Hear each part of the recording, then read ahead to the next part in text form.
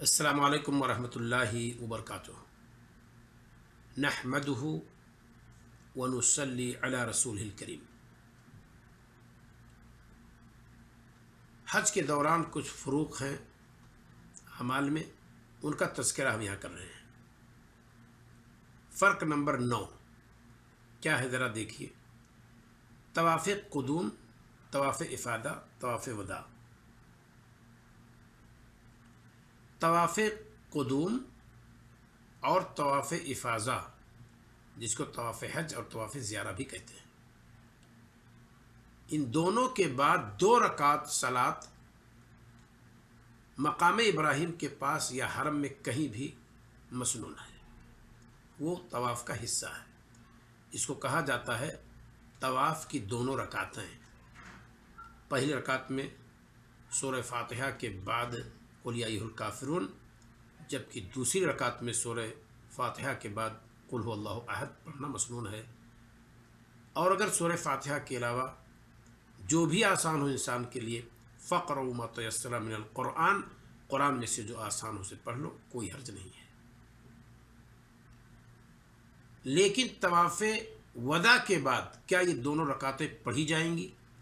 جبکہ رسول اکرم صلی اللہ علیہ وسلم کا کہنا یہ ہے کہ بندے کا سب سے آخری عمل خانہ کعبہ کو چھوڑنے کے وقت طواف ہو، یہ طواف وداع۔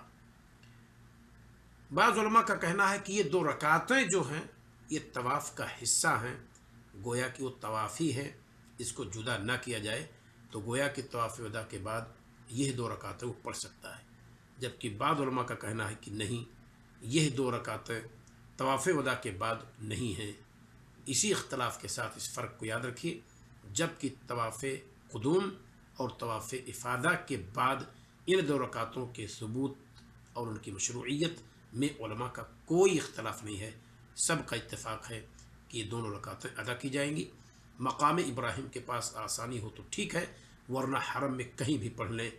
اور دھیان دینا چاہیے لوگوں کو کہ طواف کے بعد یہ 2 رکعتیں مقام ابراہیم کے پاس پڑھنے کی بھیڑ کے ایام میں کوشش بالکل نہ کریں، کیونکہ آپ دب سکتے ہیں، یہاں تک کہ مر بھی سکتے ہیں، یا دوسروں کے لیے پریشانی کا سبب بن سکتے ہیں۔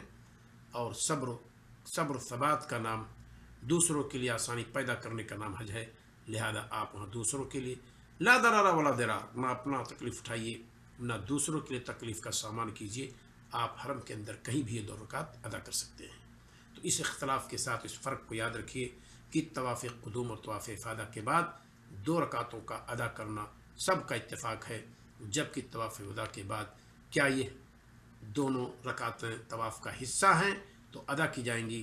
اگر طواف کا دونوں حصہ نہیں ہیں تو آخری کام طواف ہونا چاہیے، پھر یہ 2 رکعتیں نہیں پڑھی جائیں گی۔